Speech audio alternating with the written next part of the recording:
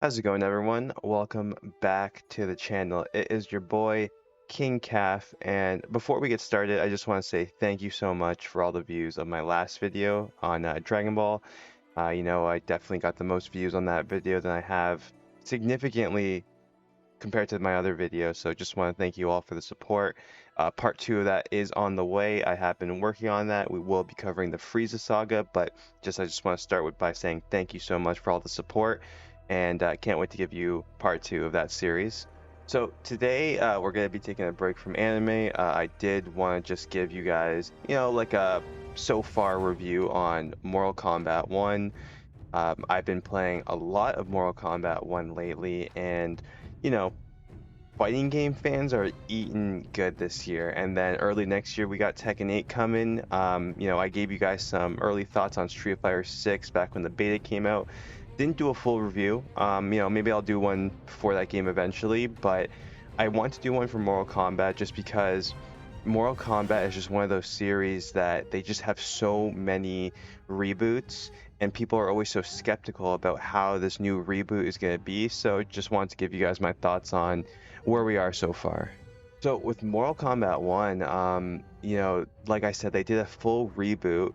If you guys played the end of Mortal Kombat 11, you saw that, spoiler alert, Liu Kang restarted the whole timeline because Kronika, erased their universe. So this is another way that NetherRealm was able to restart everything. All the characters that died before are able to come back. All the people that were evil or good can now switch sides. And I really like how Mortal Kombat reboots things because they give an actual, I don't want to say logical, but because it's all mythical, but they give like a logical explanation of why things are getting restarted, rather than like most series just doing a reboot just for the hell of it. So the creativity behind what they do for reboots, I always applaud. And there was some controversy and skepticism of this game, and that's just due to the part where you never know what companies are going to do nowadays when they restart a series or reboot a series. Like, you don't know if they're going to screw up characters' origins or screw up how they act, or change the sides of some of the villains and heroes that don't need to be changed. But I think NetherRealm, they know their community, they know the Mortal Kombat fan base, and they know where characters should be. Now, I'm not saying that you can't switch some roles, but the main roles, I think that they did a good job of capturing it and keeping it true to the original source. So again, I'm gonna applaud NetherRealm for that. So what did I think of Mortal Kombat 1? First off, I'm a pretty big Mortal Kombat fan, and I dip in and out of the series. It's not like Street Fighter where I play every single one. With Mortal Kombat, I played it in the 90s with Mortal Kombat 2. That's where I started on Super Nintendo. Played MK3, MK4 on N64, and then I kind of just stepped away for a while until Deception came out. And I played Deception, but I didn't play Armageddon. And then I didn't pick up another Mortal Kombat until MKX. I got really into MKX on PS4 in 1v1 ranked. I was 24th with Liu Kang, like 24th in the world using Liu Kang. So it's your boy. But I've always played Liu Kang. Like, that's my guy. I always pick like the hero of the series. That's just like my thing. I make it work. But MK11 I bought on release date, and I just wasn't really a fan. I know MK11, a lot of people had some problems with it, just how slow it was, and just the character roster was kind of meh. But I was excited for MK1 just because I did look at the gameplay and I saw that it's a lot faster, and I think that's what I didn't like about 11 the most, is that it was just so slow. But I'm glad that they sped it back up, and what we have now is a lot more of a faster, closer to MKX gameplay. So I don't think it's news that MK1 looks absolutely stunning. The facial animations are just incredible. If you're playing on PS5 or Series X or PC. Nintendo Switch one, bro, if you bought this game for the Nintendo Switch, I am so sorry for your loss. They should not have been charging full price for that game, especially in the state it's in. Like, not even just graphics. Ignore the graphics. It's a Switch. What do you expect? But the gameplay and the problems it's having, that should not have been released. And if it was going to be released in that way, it should have been like $25 tops Canadian, so like $20 or $14 American. Let's be real. But the facial expressions and the graphics and the details on the characters on the PS5 and next gen versions are just stunning. I mean, we got Street Fighter 6 earlier this year, and that game looked great as well. More of a cartoony anime style. This is going for your more realism look, and you know, I'm definitely for the realism look nowadays at least. So I think they just nailed in terms of graphical fidelity in this game. It looks incredible. It runs well. It's a even 60 FPS on PS5, and NetherRealm's just killing it in terms of graphical, you know, and system output for their games. Like Injustice 2, say what you want about that game, but that game looked phenomenal. MK11, say what you want about that game, but that game looked and ran phenomenal. So again, MK1 is a looker. It's the first time they're doing it on next gen, and I feel that they put their time to good use to use, you know, the power of the PS5 and Series X and everything. It's absolutely stunning. If you don't like fighting games, I still definitely recommend you at least look at how this game looks, because this is a looker. Now, I know a lot of big things with fighting games. You know, not everyone likes to get into the nitty-gritty of sweatiness when you're facing people online, and I totally get that. Like, I like playing online, but I know how toxic and how infuriating sometimes online fighting games can be, especially when you're just, you know, getting your ass kicked for 20 minutes straight. Like it happens, you know, even me, I think I'm pretty decent at the game, but sometimes I just get absolutely demolished for 20 minutes, 30 minutes, like 5 games in a row. It happens. But you know, I think a really good thing to have in fighting games nowadays is you need to have some good single player content. And NetherRealm, ever since MK9, they have been the masters, in my opinion, of single player story modes in fighting games.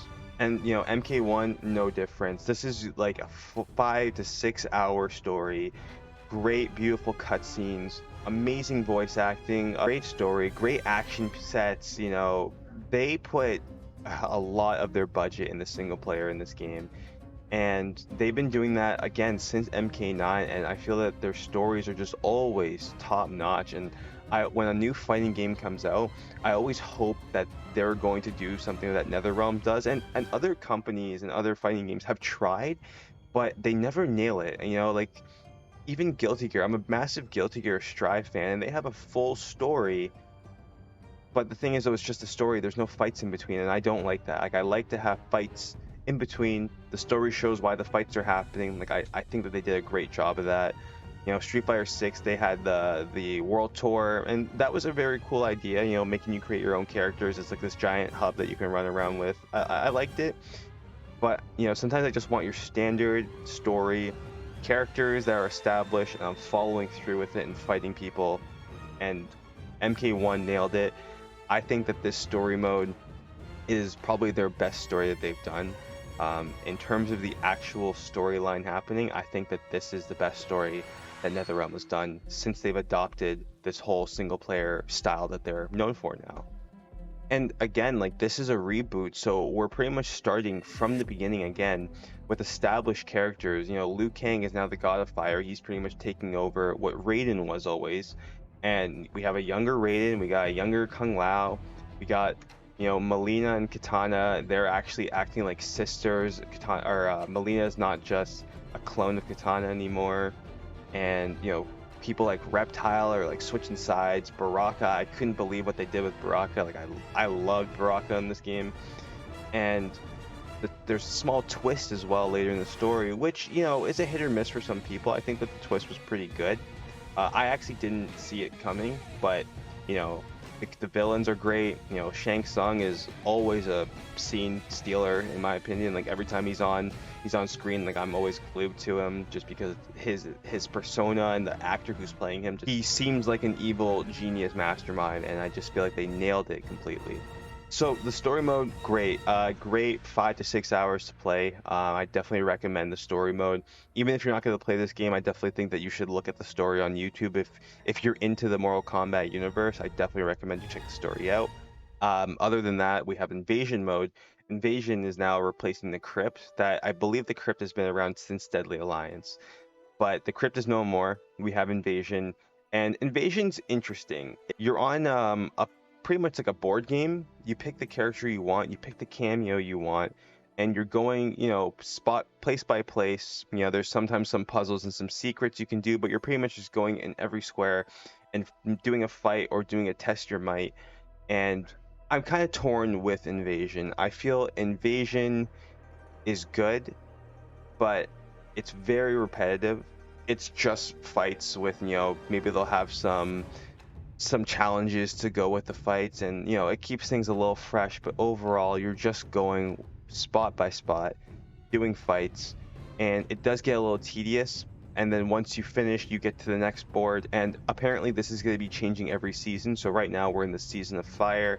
The big boss is Scorpion. I would assume that next one might be Sub-Zero or some other person. So it's definitely good because once you beat it, you have something to look forward to next season, which I believe is in just over a month from the recording of this video. So it's something to keep fresh and it's something to keep going. So people who, again, only want to do single player content will have something to do that's going to be updating, every month or so. So I think that's a really cool idea. But the overall execution of Invasion, I think it's fine. I just wish that, for one, the movement was quicker. Just going from spot to spot and then, waiting for the fight to begin and waiting for the challenges to come up. Like, it takes a little bit of time. Thank God this is on, next gen, because if this was on like a PS4, Xbox One, and you had to wait for decent sized load times in between spots, this would have been terrible. But the fact that it's all very quick in terms of once you land and you start, it definitely helps. But again, I definitely hope that they add something else to future seasons, because if it's just going to be this over and over again, I don't know if I'm going to come back every season to clear all of Invasion.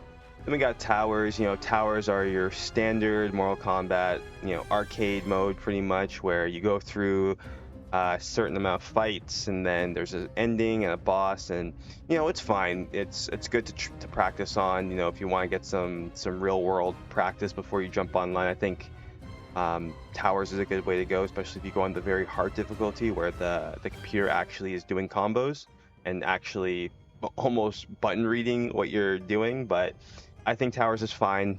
You can't go wrong with Towers. So in terms of single player content, I think MK1's got a pretty good amount. So if you are worried that this is going to be one of your only online games, and if you don't want to go competitively, this game might not be worth it. I think it is, and I think if you don't want to drop the full price, maybe wait for a sale. But in terms of single player content, the fact that we're going to be getting more every season for Invasion, and MK11 did DLC as well for story, so I wouldn't be surprised if they did the same for this one. So again, I think that the single player content, there's enough here, and it's worth picking up just for single player content. But people like me, I mean, I'm here for the online, and the online, it's good. I mean, the netcode is really good. I've had, fairly few games where I was, lagging or there was some stuttering or input delay. Overall, I think the netcode is great in this game, and I just hope that it continues to strengthen as updates come on.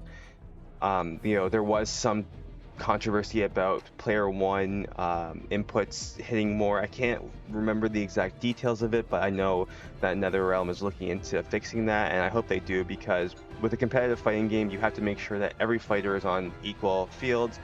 If not, that kind of ruins the whole purpose of a fighting game.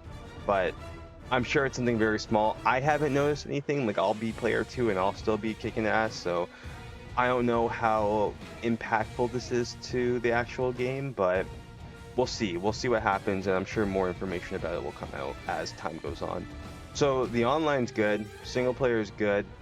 Again, they do have some sort of gear system in this game. It's not nearly as convoluted as Injustice 2 or as MK11. It's very, very simple. You just get colors, you get palettes, you unlock them in story, Invasion, online by leveling your character up just by simply fighting other people. Even if you lose, you get some experience. And also from using your combat coins as well. So they simplified it. It's not nearly as bad. And they also got rid of character variations, which I really do like, because I was never a fan of character variations. I know it gave people some more incentive to learn more about the character and you had a little bit more customization, but I personally didn't like it. I think that in fighting games, a character should just play as the character was made. There shouldn't be like variation one, two, three.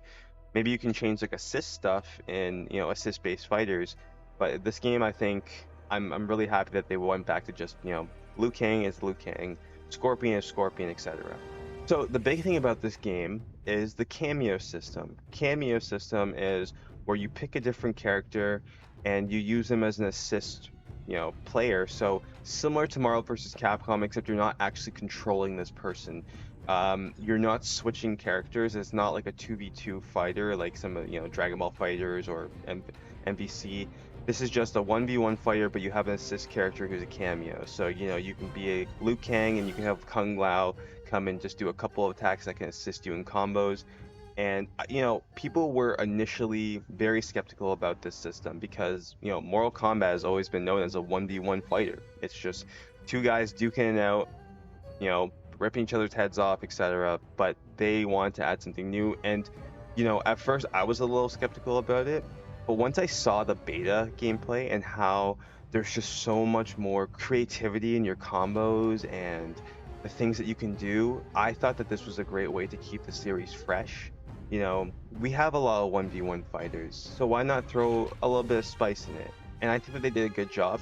Definitely some cameos are a lot better than the other cameos. Same with characters. We'll get to character balance later, but I think for their first time throwing out how cameos work, I think they did a good job. I think that there's a lot of variety, and we're just scratching the surface. The game's been out for, what, 2 weeks, a week and a half now?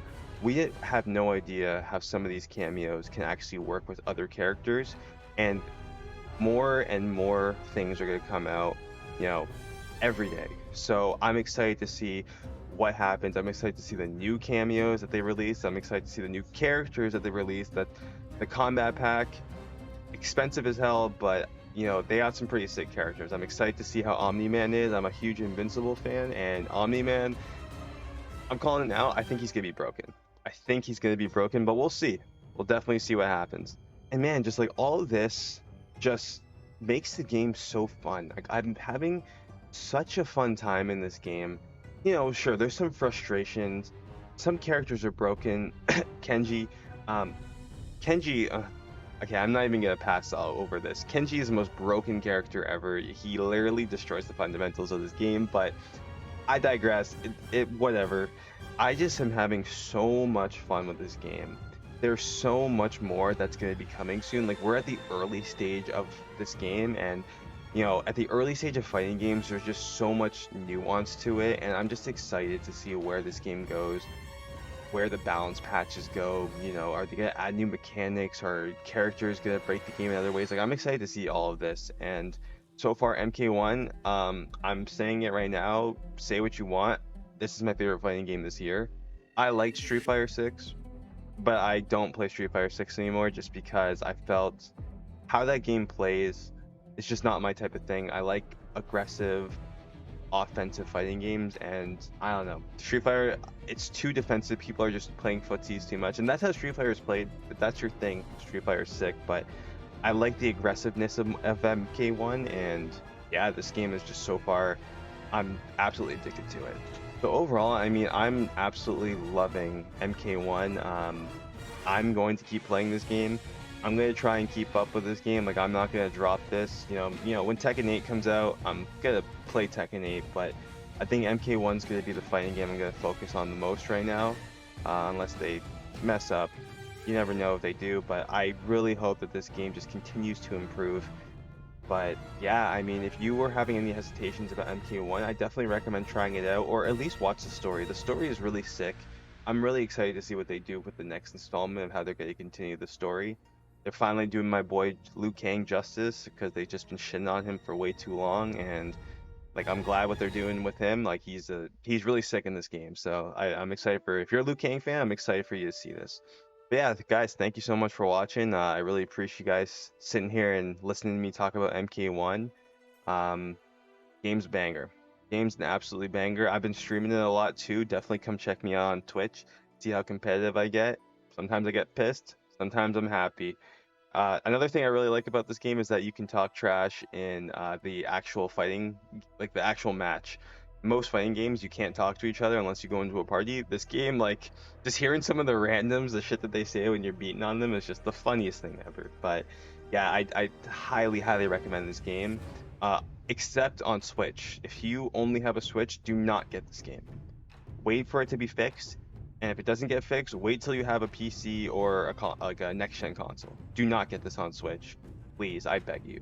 But yeah, thanks a lot, guys. Really appreciate you sticking with me and listening to me talk about this game. More videos are coming. I've been taking a little bit of break, just kind of been catching up with work and everything. So I appreciate the patience, and more videos are on the way. Like I said, the part 2 of the Dragon Ball series is going to be coming out hopefully in the next week or two. I'm really gonna focus and try and get this one out by then. But yeah, if you like what you see, guys, don't forget to hit that subscribe button.